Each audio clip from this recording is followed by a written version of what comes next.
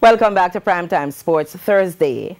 Newly appointed football technical director at Jamaica College, Davian Ferguson, says he's ready for whatever challenges lie ahead after landing the job at the many-time champion Manning Cup winners. Renata Brown reports. When the announcement of Ferguson came on Wednesday, several persons were left surprised, but not the former national under-17 coach, who says the appointment may have come a year later than expected, as discussions with the Old Hope Road-based institution began the moment Miguel Coley stepped down as coach. Something that I've always wanted to do. And if I'm being honest, and if I can say, I have been on the radar of Jamaica College now for the better part of 2 years. So we have contact, we have conversations, we had, in my mind, we had agreements. But for different reasons, both parties decided that they would not, go ahead with whatever appointment that needed to take place. Ferguson, who also coached at St. Jago High School, says he's looking forward to the challenges ahead as he's confident of succeeding in the role of technical director. I believe that I'm prepared.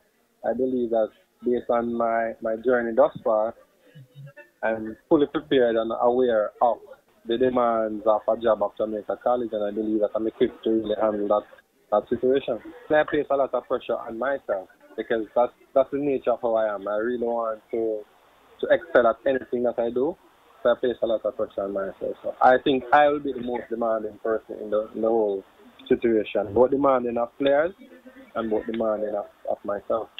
Ferguson also noted that changes will be made to the current coaching staff at JC. One of the things that I was charged with and I really wanted to have my handle on is the fact that I wanted to have a say in the build-up of the technical staff for the program.